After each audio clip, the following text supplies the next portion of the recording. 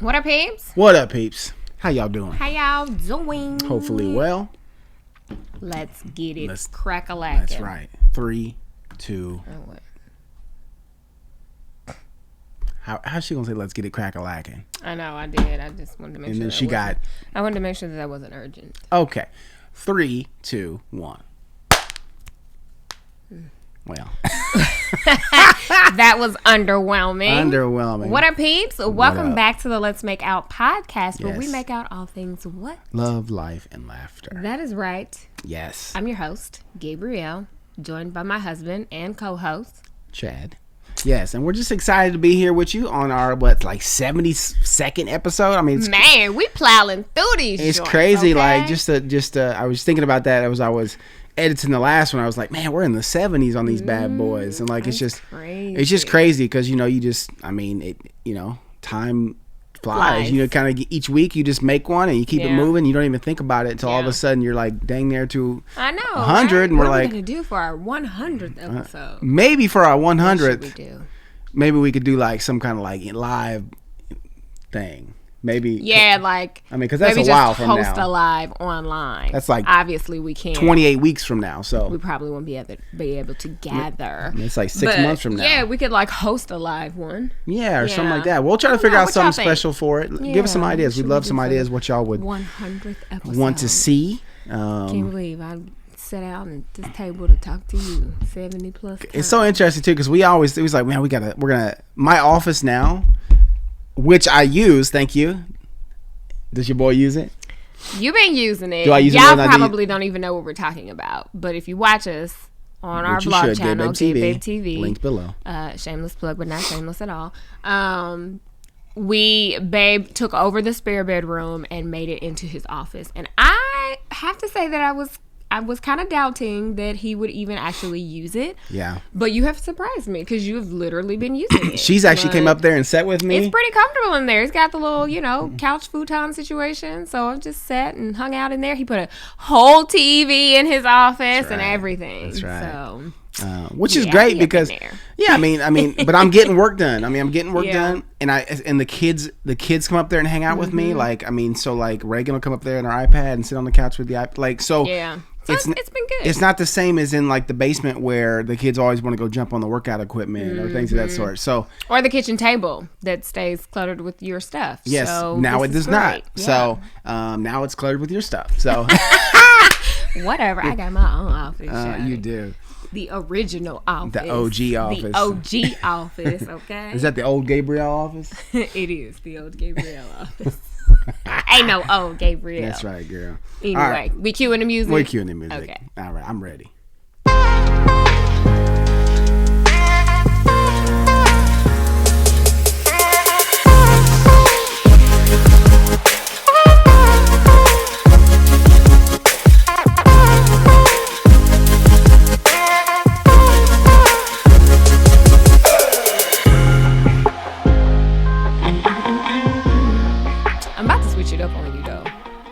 You can't be switching. Don't get too comfortable. I mean, it took me 65 episodes to get. Don't be switching up on me now, shouty. It literally a long time. Girl, so you got we got another 100 episodes before we can switch it up because I need time to practice. Okay, I'm gonna hire a choreographer and. You're so funny. Anyway, what is going on, you guys? How's the weather where you are? Because it is cold and rainy here, and I don't appreciate it. But she loves the fall weather, sweater and boots weather. I love the fall fashion. We have been over this time and time again. I have on a Sherpa today, and I'm actually quite hot right now. I've flown on a Sherpa. I've already It's a plane called a Sherpa? Yeah, it's mostly a Marine Corps aircraft. Really? It's the one that turns from so what it does to take off and land, it turns into a helicopter. And the whole plane turns into a helicopter? Yeah, so when it's flying, or so say when it's on the ground, it has the props are sitting up. Yeah. You get on, and it looks like an airplane, in essence. Yeah. Doesn't look like a helicopter. And so then it, takes off, and then it gets to a certain level, and then the wings rotate out, and it becomes a plane. And when it's getting ready to... Couldn't see that. Yeah, sorry. But yeah, so it's like this. The props are up, and then as it's flying, it goes down to like wings. And then when it's getting ready to land, it rotates to a helicopter and then lands. Oh, that's interesting. I've never seen that before. So that was how I traveled. Sherpa.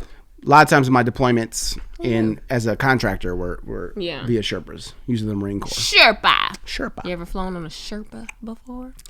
I have not. Yeah. Scariest thing about the Sherpa stories is that I had to fly on one like a week after like 3 of them crashed. Oh no. Yeah, because when they first came out, they were a bit iffy. Yeah. So I was like, well, this could be it. Yeah. You know, that's the thing. It's so interesting. As much as we've flown, you ever think, like, I feel like I don't ever really think of crashing when riding in an airplane. Like, it's not, I don't know. The point that I thought I was trying to make, I'm not sure is valid, because I'm not sure that I think of crashing when I'm in a car either. But I think it is more of a thought. Yeah, I mean, the chances of crashing in a car, I mean, there's more chances. Yeah, like, because there's literally, you know, I mean, true. A car next to you could cause you to crash. You don't have to do anything wrong. Have to do anything wrong. Like, yeah. But an aircraft, you think about the aircraft has to do something wrong. Something has to break, or something has to happen for the aircraft to, to get to the point of crashing. So you don't go up there. You know, some people do, and that's why some people are scared to death of flying. That's true. Yeah, I guess it just really depends on you and your experience and your fears and stuff like that. Anyway, I want to talk about crashes. Yeah. Let's not do that. Moving on. Moving right along. What else has been going on? So we're talking about the crappy weather. Let's see. Crappy weather. I finally unpacked the playroom. Babe helped at the tail end, but he unpacked his office. So we have made progress with unpacking. So downstairs is unpacked. Pretty much done. It's all unpacked. Yeah. So now we just got to get upstairs and finish off our room and the kids' rooms. Yeah. And then we can start tackling this raggedy basement of ours. Like, I have decided to follow Jesus. No turning back. No turning back. I have decided to follow Jesus. No turning back. No turning back. Look at you! Good job, babe. I had my eyes closed and everything. Okay, so Babe has been wanting to take singing lessons. We've been talking about this. The boy want to know how to sing. He wants to learn how to sing. I feel like I got potential in there. I think it's some potential in there with some with some help. Exactly. I think it's some potential. Do, re, mi, fa, sol, okay, la, don't get carried away. Anyway. Vera Jacques. No, that's not it, right? Vera Jacques. Vera Jacques. Do. No, don't make me. I didn't know the words. I'ma drink me cookie. I have decided that I'm enlisting help for the basement. I am at a point where I feel like we need someone with an outside perspective to help us organize it well and just maximize the space that we have until we're able to, get a contractor to kind of change it up the way we want it to be changed. But it's just a lot of stuff down there. And I think that we work better when there's someone kind of pushing us. Like, shout out to our old assistant, Essence. She helped us clear out our storage unit. Hey, we'll get Essence over here. Declutter this Essence, closet. what you doing on the weekends? What you doing on the weekends? You know what I'm about to ask her, if she would be willing. Can I hire you to come back and help us with this basement? Because the way it's looking right now, and she has no attachment to anything, so she was able to help us, quickly make the decisions. Like, is this something you're going to use? Have you been using it? Blah blah blah blah blah. Because we get down in there, we start looking at all the stuff. We're gonna be reminiscing. We're gonna be like, oh, you know what? I might use this, or this might look good. We need 37 suitcases. You know what I'm saying? Because literally, we have 37 of them joints. For 4 people? But now we have ROAs that we're not going to get rid of. Hashtag's not sponsored. But if you're listening away. If you're listening away, then, hit us up. No, we do have plenty of away bags that I think everybody has one. Yeah. Yeah, at least. Yeah, no, we don't need the other big. We don't need the other bags. We can, So yeah, we just have a lot of stuff, and we haven't taken the time to declutter it and get rid of things. So that's going to be the goal of ours after we get the rest of the house tackled. Yeah.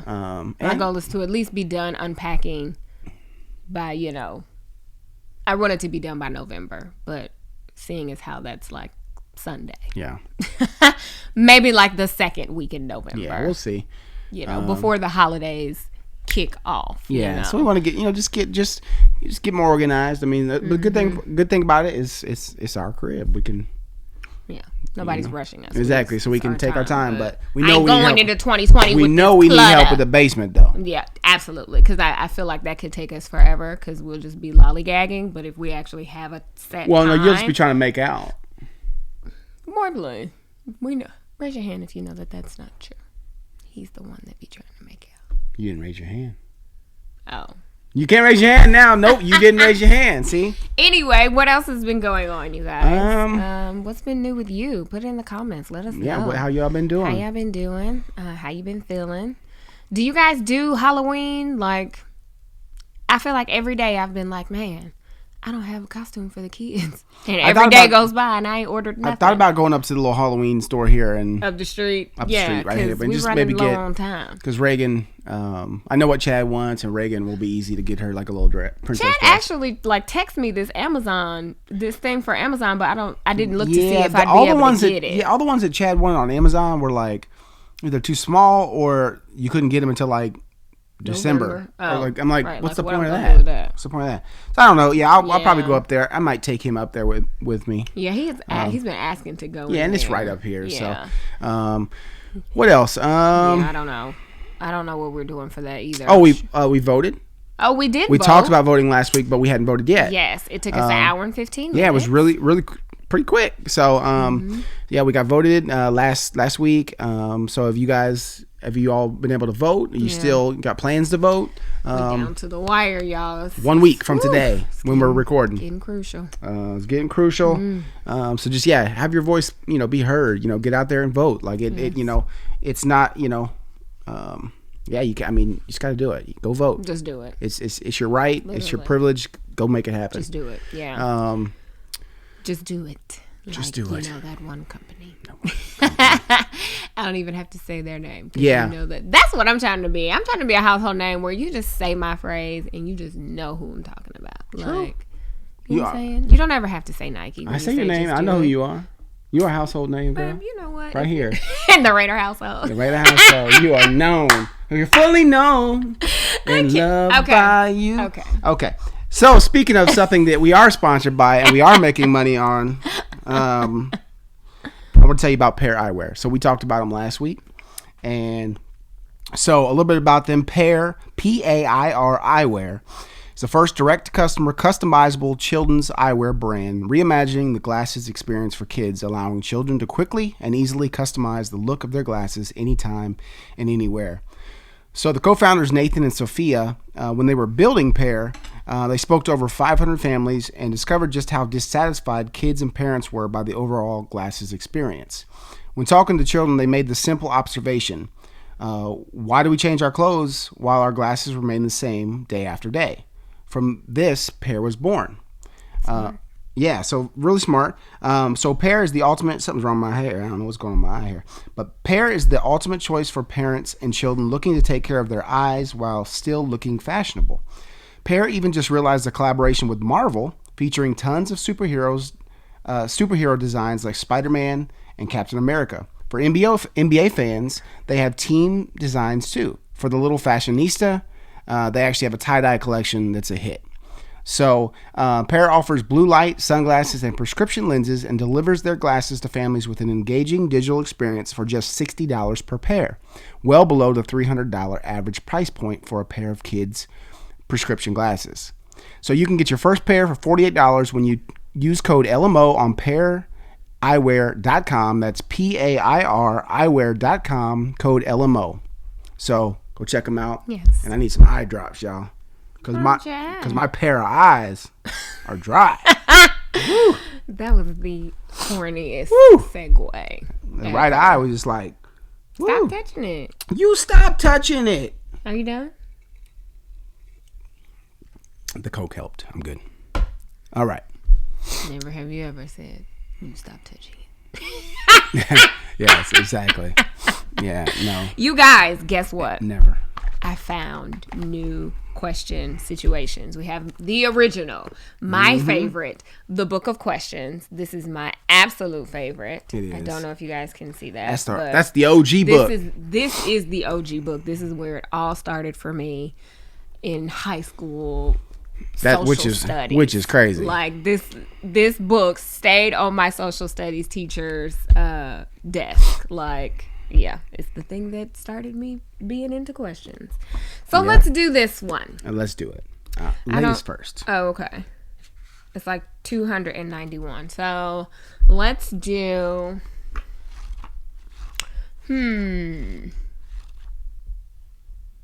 61. Oh, I opened the 51. Oh. All right. Oh, wrong. What? This is a rough one. It's a rough one? Would you be willing to murder an innocent child to end hunger in the world? No, I'm not murdering anybody. No. Exactly. Absolutely not. That's a hard question. We just gonna have to find another way. If you were a role model to millions of children who closely follow you and your life choices, how would you change your behavior? What if only your own kids were noticing you and being affected? I kind of feel like that's the story of my life already. Yeah, we do. We do have, we do have a decent following of families. Yeah. And so it's important. I can help you answer this probably. Yeah, I mean, go for it. Yeah, I think it's just important for us. We always think of this when we are posting something or with, whether it's a video, a tweet, Instagram, whatever it is, we always talk about what message are we putting out. Our message is love, life, and laughter. Yeah. So is it in line with what our message is? Yeah, absolutely. Yeah, because that is our core beliefs, right? Along with God first, and then those beliefs. So are we portraying that and living that out, which in turn hopefully is being a good role model? Absolutely, and we keep it family friendly. For the most part, you never know what you're going to get on Let's Make Out. But this is, more for the adults. This is grown up, Gabrielle and Chad. That's what we always said. But absolutely, I think you summed that up perfectly. Thanks for answering my question. You're welcome, sweetie. That was now I'll take a question now. You want another question? Yes. Okay. Was you just going to pick one for me, Shawty? Okay, which one do you want? 17. You give me that look.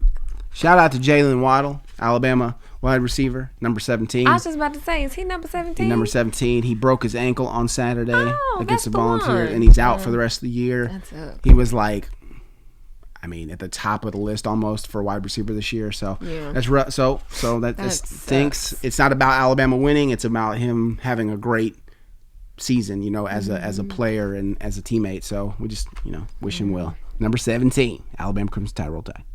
Okay. If, without being detected, you could spy electronically for the next month and watch anyone, anywhere, anytime, like a fly on the wall, would you? If so, would you watch, and who would you watch and how closely? If not, why not? I can't think of anybody that I would be like, man, I'd love to see what they're doing behind closed doors. Like, I don't know. It kind of takes a certain person to be that interested that you'd want to be spying on somebody to see what they do in their private time. Like, I'm all for privacy. Like, I don't need to see what you're doing. For what? Like, how is it going to benefit me? I guess I'm trying to think, is there any instance where spying on someone else would benefit me in any way? And even if it did benefit me, I had to spy to get the benefit. So is it worth it? Like, no. That's my thought. That's my thought is like, what am I spying for? Yeah, that's my thought. Like, what does that benefit you as a person? Like spying on someone.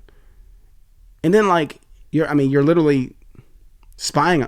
I love a behind the scenes episode of something. Right. That's different. Let me in on the behind the scenes. Means, but you allowed me to watch that. Right. Now spying, that's just team too much. inappropriate. There was a follow-on question to that. What if they might someday find out you'd been watching? Do you think you could ever be at ease under... Oh, wait, it's two questions. What if they might someday find out you'd been watching? See, that's the thing. Like, you run the risk of somebody finding out that you've been spying on them. Can you live with that pressure? Checking up on them. Like, can you live with the consequences of that? Like, but I have spied on people. I mean, obviously, you were a professional spy. That's different. I think when you are... So in that case, I was... at war. I think that's what you're supposed to do, right? Spying on bad guys, and they did not know I was there. Yeah. I mean, I think in that instance, if you're a detective, if you're, like, hired as a private investigator, that's your job. Is part of your job, and you're trying to get to the greater good of something, I'm sure there's a reason why it's beneficial there. Yeah. But just some old everyday ass person, because spying on the Kardashians ain't gonna make you a Kardashian, okay? It ain't gonna put no money in your pocket. Well, it might put some money in your pocket if you get some good footage, but you would have to then you're gonna get sued. Exactly. You would have to you're gonna give all that money back. Yeah. It's so spying. Man, just don't be out here spying on folks.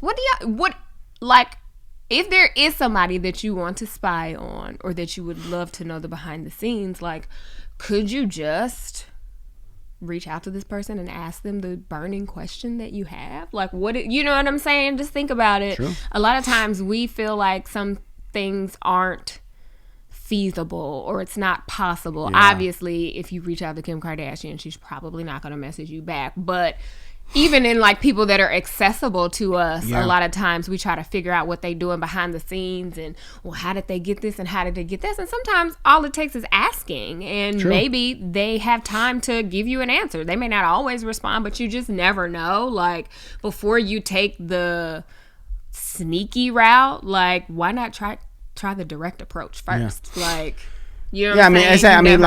You just never know. I mean, you never know. Here's the thing, because what is meant for you, God has already ordained. So if you're meant to reach out to someone because you really want to know something, or you really want to work with them, or you really want to, connect, then and you reach out, and if you're meant to get a reply, if it's written in the books, you're gonna get a reply. If it's not written in the books, then it's not written in the books.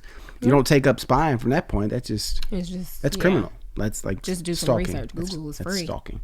Yeah, it is. The other follow-on question is, do you think that you could ever be at ease under constant surveillance? I also think this is the story of our lives. I don't like it. I'm not going to do it. I would never do it. I would never make YouTube videos and post them on YouTube. It is different because we control what we put out there. It's not constant surveillance. Some may think that it is every day, but it is only a short small portion of what happens. No, absolutely not. No. I can't. I'm just now getting to the point where I can accept being under the surveillance of what I put out there. Like, you know what I'm saying? So for somebody to see like my every single move and decision and conversation, absolutely not. Nope. It's like some real world stuff, but it's even just to a new level. Like, I just feel like people need their privacy. Like, everyday people who aren't celebrities, people who aren't influencers, people who aren't actors, everybody deserves to have their privacy.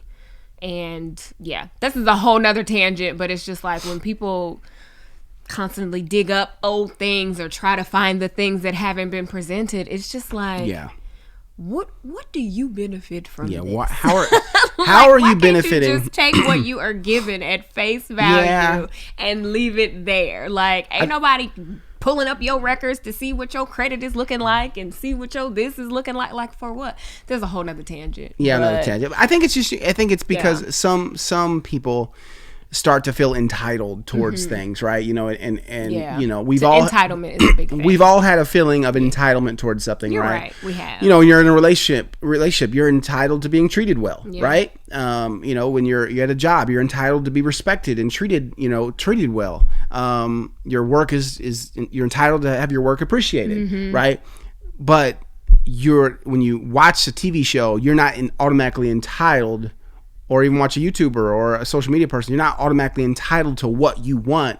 You only get what they give you. Right. You're not entitled to more. I think that it's a sense of entitlement where some people get mixed up. The sense you can be curious. It's curious is okay. Sure, we're all curious. But to demand more or to say that you deserve more than what that person wants to give out is where there's a line that has been crossed now. It's like she ain't putting her number out there, so I'm gonna look it up myself and I'm gonna find it. Yeah, it's like I'm gonna figure out what her address is because she ain't put it out there. What do you gain? Exactly. So it's just so interesting. Like, I mean, it's interesting. It's an interesting world. It's crazy.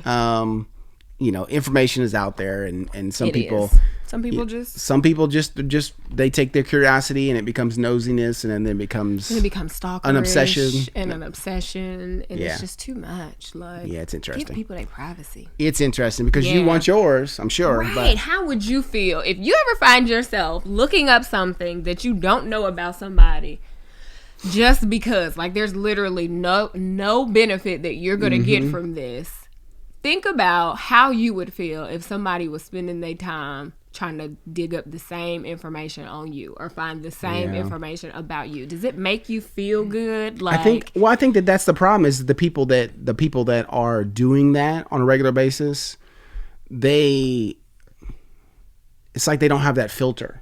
They don't have that they don't have that filter of, they can't see it from the other side. They can't see. Yeah, because it's like, well, I'm not putting my business out there, so nobody would be thinking about this. Exactly. Anyway. But sure, I'm putting out what I want you to know. Like, yeah, and so so it's just so interesting. That's true. Like, they'll never be able to see it from that side. Yeah, and it's also people's mindsets. People that are coming from a place of harm or from a place of malice. Then then they have an issue in their heart that they've got to correct. That's true. Right? It's true. It's so deeper. It's deeper rooted than deeper rooted. So this is things that we will never understand again because our core values are love, life, and laughter. So we will never understand that other side of the world, and it's not meant for us. We just continue to pray. Yeah. So, okay, your turn. All right. That question went really long. 217. 217. That's right. For $5,000, would you be willing to stand up in a crowded restaurant and obnoxiously berate a server about some trivial problem? No. If not, is it because it would embarrass you or because it would hurt her feelings? Well, first of all, I've always believed when I was in charge of people, you don't publicly berate someone if you don't have to. First of all, if it's life or death, we're at war. It's life or death, and I need to yell at you because you're doing something very dangerous. Yeah. Okay, the situation called for it, right? But a server has to be really, really bad. First of all, for them to not get a good tip from us anyways. Yeah. Like, they're still going to get a good tip because that's just what we do. Yeah. Because they could just be having a bad day. But no, they have to literally disrespect you. Or it has to be like a whole situation. Yeah. And then it's not about them serving. It's about what they said or whatever. Yeah, that's different. But just tear them down for no reason. No. Not anybody, a server, anybody. There's no way. That's not. No, yeah, I think that if it is embarrassing. It's wrong to do it because it's gonna hurt that person. But then it's also makes you look like a jerk. You're gonna maybe not feel embarrassed in that moment, but you're gonna feel embarrassed after. Oh wow, I look stupid. The way life is set up now, somebody gonna post you and you're gonna become the next viral sensation for being a jerk. Like, it's so many things. Exactly. We're not able to just. And this goes on. This goes for online activity as well. Oh, absolutely. Your missteps or your choices, they don't go away. They can definitely be brought up. So, no way. It's just not worth it. Yeah. So the follow-on question is: do you think a server would rather have you forego the bet or split the money with her later? That's hilarious. Oh yeah, because it was a bet for $5,000. It's just not that crucial. No, it's not that crucial. Yeah. But I'm pretty sure that the server would rather have you forgo the bet. Yeah, because it makes them look bad in the restaurant in general. Yeah, which is going to affect their pockets. Exactly, and then the people might be like, I don't want that person, even though it was just it was fake. But I mean, pranks can be taken as real sometimes. It's true. Yeah, them pranks can get you caught up, shouting. Caught up. Jinx, Gabriel. All right. So it's interesting, all of this like online activity and surveillance and these questions, because we watched the Social Dilemma last night on Netflix, and it was a very interesting documentary. Would you call it a documentary? Yeah. It was really interesting. Do you have like a synopsis in case you haven't watched it? So the director and kind of so he basically believes that he came from the tech world, and so he got together with a bunch of people that were formerly from the tech world, still currently in the tech world in different facets, but like from very large social media organizations, right? And Google's, Facebook's, Twitter's, Pinterest, I mean, like you name them. All of them. And these were like engineers. These were people ahead of like, getting more customer. I mean, all that stuff. And he's basically, what he was doing was talking about how social media has caused a huge, it's had some positive things, right? There's some positive things, but the flip side is that it's caused, a lot more negativity. It's called bullying. It's caused depression. It's called, and speaking of to children, people's self-esteem, and just talking about how that, it's fake news can be spread so easily, misinformation. I wish I had I should have taken notes, but I don't remember the exact percentage, but I think it said like fake news spreads 6 times faster than real news. Like misinformation, disinformation, and misinformation. That's why if you believe this, and we do that other countries have interfered in our election processes, because they all they do have to do is grab onto something and start putting money behind it. And then Facebook is the main culprit, just continues to push that out because their algorithm doesn't know if it's fake or not. Right. Now that's not an excuse in my opinion. They should know. But at the end of the day, they're there to get clicks, and that's what they were talking about is social media. Will they ever choose what's right over the click? No, because the click makes them money. Like it's all about the advertising. So it was a very I mean, it all makes a lot of sense, and it's all very but then it even went deeper too. It talks about how just having devices, how you are so quickly, like you can feel like you're missing something, that FOMO. So for me, I had a really relating aspect with the guy that did the documentary. Was talking about how email was his he always wanted to grab his phone because he just figured there'd be a new email. That's my issue. Social media is not my top issue with my device. It's email. Where I'm always constantly looking for that euphoria of a new email. Well, dysphoria, right, as the opposite. Dysphoria. I believe euphoria is like happy, right? I'm looking for that happy feeling and the endorphins to kick in because I got something. Well, the other side of it is when you don't get nothing, all of a sudden, it's that feeling of exactly. And and we can speak to that. I mean, it's like that FOMO piece. You always feel like you're missing something because and separating yourself from that, turning off, is really, really difficult. It is. It's so funny. I was trying to think of, there was a part that I wanted to talk about, but I can't quite remember it right now. But it's just talking about how it's this. So say like our Facebook feed. I remember he was just talking about how we get kind of warped into this mindset that everybody around us thinks like us, based off of what we see on our feed, because we see so many things that start to be ingrained in our mindset that we agree on, and we don't see a lot of opposition. So it's like you get tricked into thinking that the world feels the same way because they're seeing the same thing you're saying, but he's like, they're not. Their feed is completely different. Like, you know what I'm saying? They get the example of where you type something in, like global warming is, if you type that in Google, you'll get a different top answer based on the location of where you're at. Yeah. So one will say global warming is a hoax. One will say global warming is killing the world. One will say global warming is, fake news. Like, it had this example. So many different things. Because it's built to be based on because everything has become so political. Everything has become so, who has enough money to put behind, their message. Right?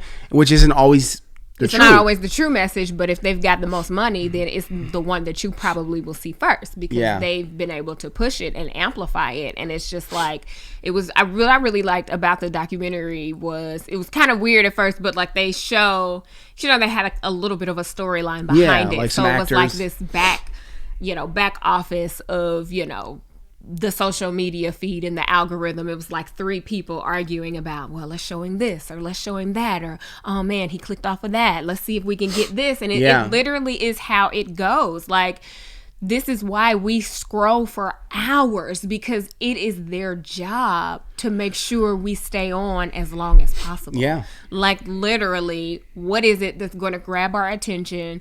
Even if it's something that we, researched earlier, let's bring it back around. Or, oh, you like these types of videos? Kind of like YouTube. Here's this one. You'll probably like this one instead. Like, their goal is to keep you watching and clicking and scrolling for hours. Yeah. And it's crazy how, like, we literally have been duped into this.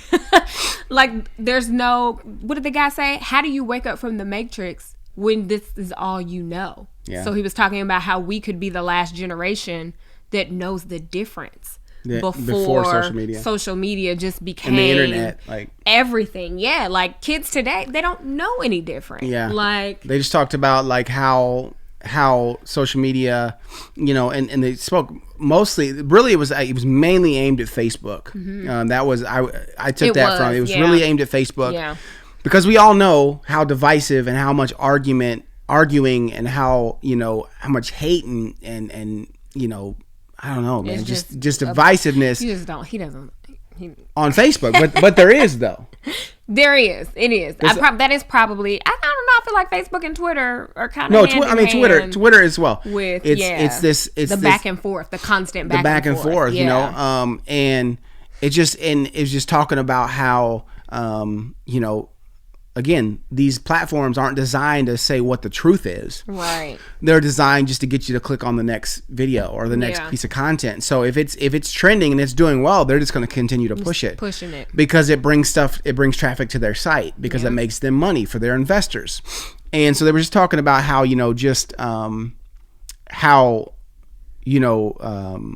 this continual cycle is, they talk about, they obviously showed the example of, people being in the same room and they're all just on their devices. Like the human contact is suffering. And that's, is becoming very detrimental for people in general, but for humanity, for, kids. Like the art of the conversation is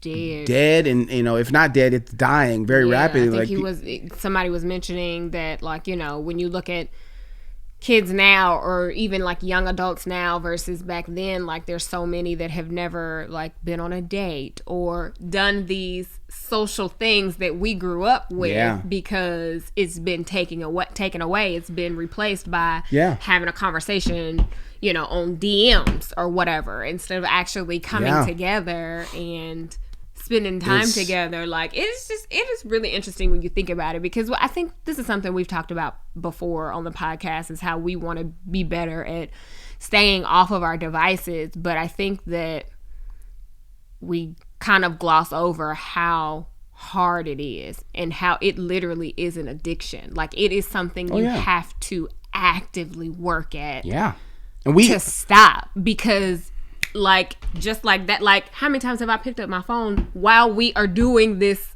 podcast? Like, you know what I'm saying? Because I'm trying to look for something at the same time. Like, oh, I wonder if I can find this.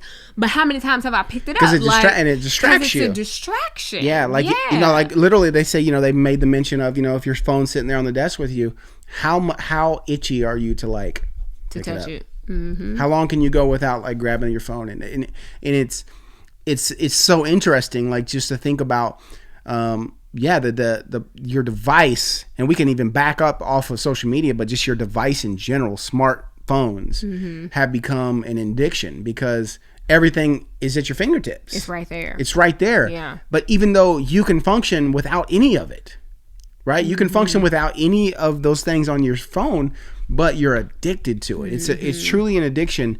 They were just talking about how, but it's detrimental to like to people, like to like their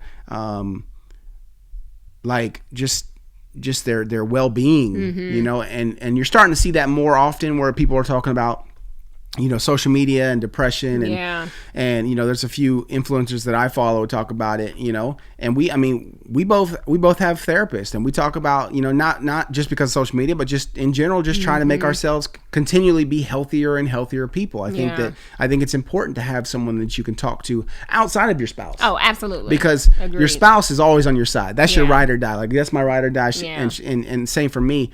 Not that I won't call you out, but we'll call each other out. Yeah, but outside perspective. Yeah, right. Sometimes you just want an outside perspective, right? And I think that's where you know, having someone to talk to, a therapist, comes in. That's why.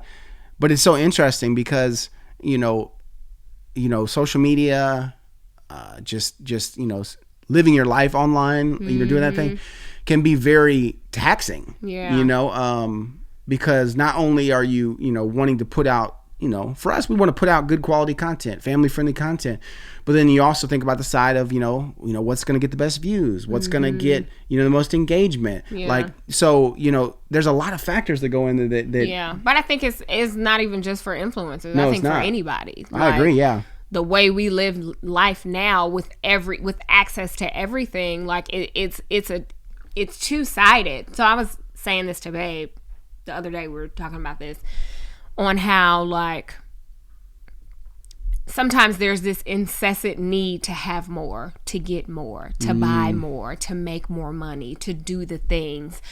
Why do we all suffer from this mentality? When you think about it, it's because, well, for one, we're inundated with this all the time on our social medias. People who are rich, people who are well off, people who are private jet flying, and people who are, you know, buying all the things and blah blah blah, which is great. But before you could see, like, we knew there were rich people but existed, you couldn't see everything, but you couldn't see their lifestyles, you couldn't see their daily choices. And now that you see it, sometimes it can make you feel like this urge to have it, or the feeling of, well, why can't I get it? Inferior because you don't have it, or because you don't have that lifestyle. And it's like, everyone is not meant to be everything that you see. You know what I'm saying? Like, not saying that, I mean, I feel like anybody could work hard enough to make the money they want to make. You can, obviously. Money is energy. You can attract that. Absolutely. But I think that a lot of times, because you see it so much, it just runs through your head. You feel like this is normal.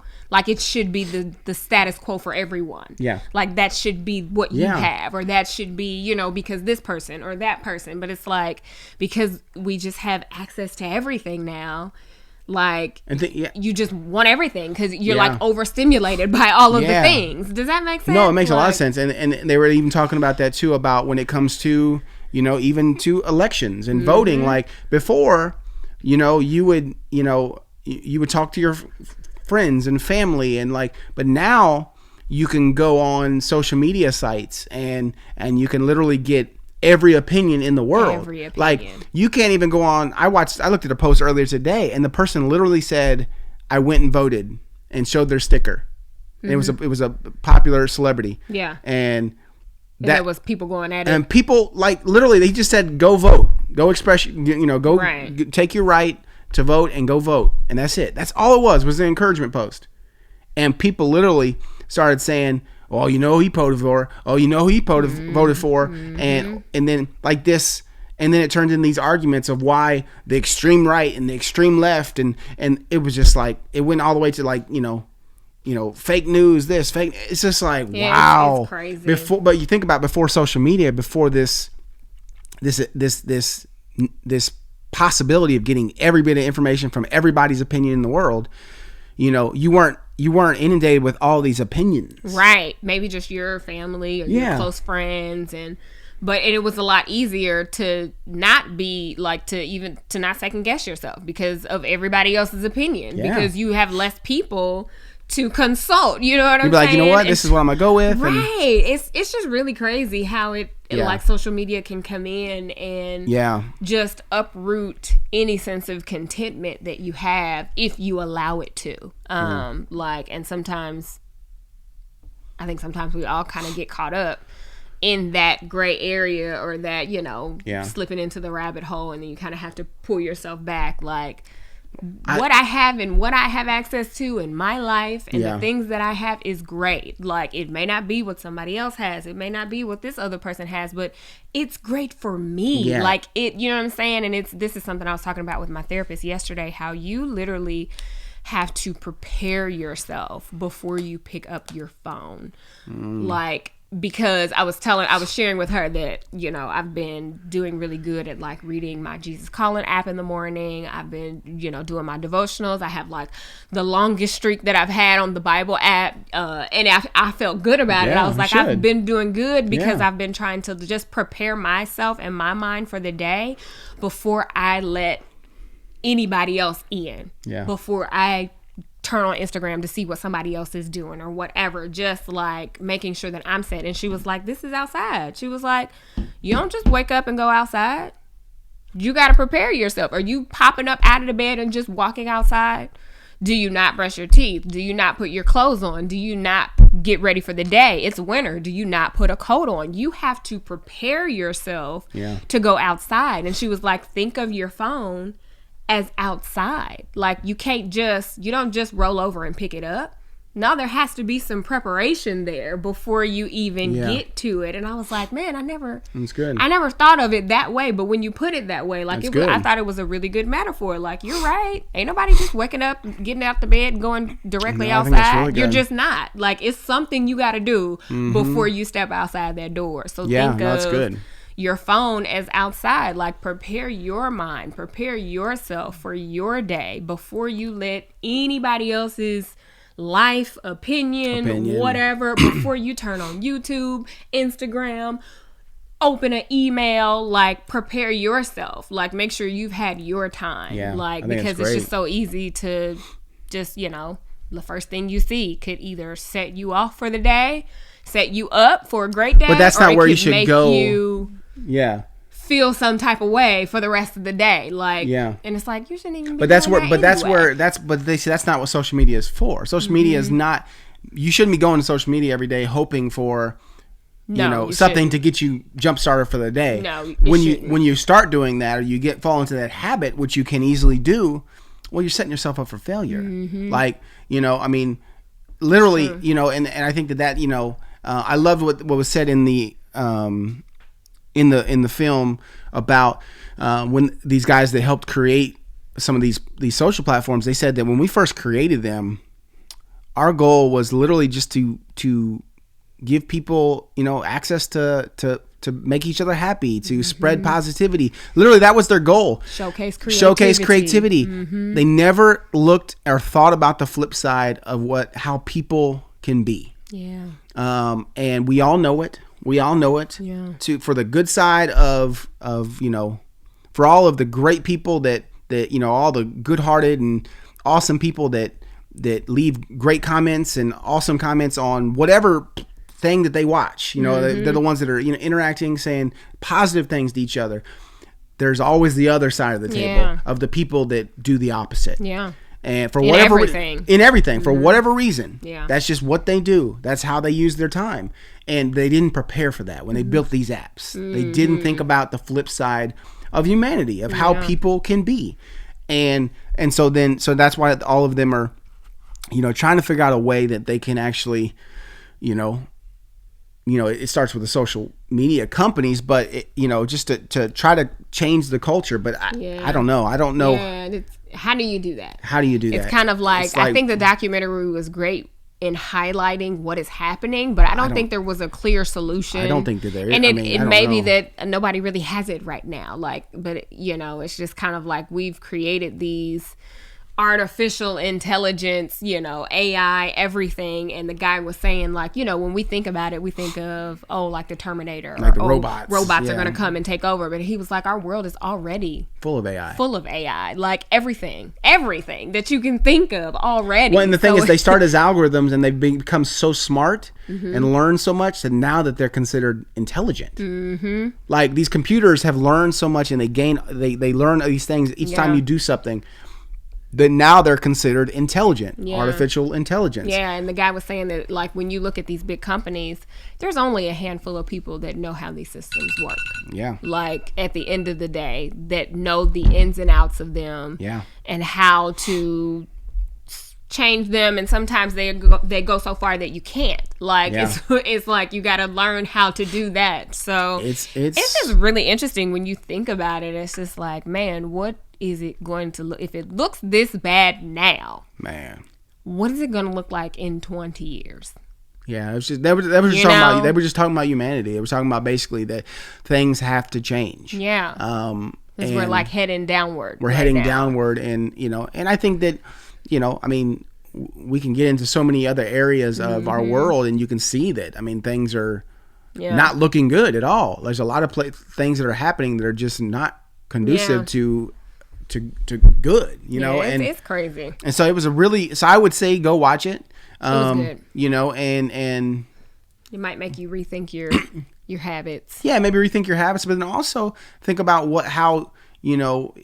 it made me think about, and something that I told you we speak about all the time is like, how are we contributing to positivity? Like how are we adding, how is our content adding encouragement and hope and positivity into the world? Yeah. Because that's important to us. Now we know that might not get us as many views. Right. It's not. We know that. We know that. But that's okay, because what God has for us, He has for us. Care of us. God still takes care, and He'll still take care of you too. Yeah. So just think about, those habits that you have, and then how are you using them in a way that can, not only help you and your family, but also help others. And I think that should be the ultimate goal: is how do you use your life to, help others? Yeah. I mean, that's what the world needs, a lot of that. Yeah, we all need we all need that. We all need somebody to help us, and we all need to be able to help somebody else. That's what it's all about. So go check it out. Not sponsored at all, but we just thought it was really good. Somebody brought it up to us in a comment, I think, or something. Yeah, and they were like, you guys should watch it. So we watched it, and it was great. So I want to give you guys, we don't have time for Ask Gabe and Babe today, but a quick update from the lady who wrote in last week. She got us an update super quick. So What's I wanted up, to Anonymous? go ahead and read that. She said, hi, Gabe and Babe. Hey, I wanted to say thank you guys for the advice. I appreciated it a lot. I definitely knew what I had to do. I also did exactly what Chad said in the last podcast. I made sure I sat on a comfy couch and thought about the last time she asked me, how are you? And it had been so long since she had asked that, so I decided to cut her off and move forward with my life. I feel so much better, and I've made such a great decision because I'm working more on myself and my studies, which is great. I know that God is in control, and I have nothing to worry about. Thank you again. I wish you and your family nothing but the best. God bless. Thank you for letting us know and giving us the update. Yes. And we're happy that you made that decision, what you thought was best for you, because that's what you wanted to do. Yeah. So that's awesome. We're excited for you. And yes, God is in control. God is in control. Sure is. And he will bless you in a way that maybe it's not the way you thought, but it's the way that you needed to be blessed. Yeah. So thank you for that. Yes. As always, you guys can feel free to send in your questions, topic suggestions, dilemmas, anything you want to have our opinion on, because we're not professional. We just like to give our opinion. Like to opinionize. Right. So you can email us at letsmakeoutpodcast@gmail.com. You can tweet us, Let's Make Out Pod. You can find us on Facebook or Instagram or YouTube at Let's Make Out Podcast. And that's right. We would love that we'd love to hear from you. Yeah, we'd love to hear from you. Hashtag Ask Gabe and Babe. Absolutely. And we would love also if you would, rate and review this wherever you listen to, especially on iTunes. It definitely helps, to get the podcast out to, new listeners. Yeah. And so share it with a friend too. Yeah, share it with a friend. So episode. We appreciate y'all. We hope that you did take something from this, and we want you to go out and be positive today. Yes, please. And maybe next week we'll have a different president. Do you think we'll know by next Thursday? They said it could take a couple weeks, I feel like. The issue is, hopefully on Tuesday night, 270 votes. We voted for Biden, Joe Biden, and Kamala Harris. So you guys already know that. No surprise there. So, and we, yes, we hope that 270 electoral votes go to Joe Biden and Kamala Harris on Super Tuesday. Next week. So on Thursday, we can come back and have a celebration podcast. Well, we won't talk about it Thursday because we'll be filming it on Election Day. So yeah, maybe we'll just film on Wednesday. So I know, right? So we can see. Yes.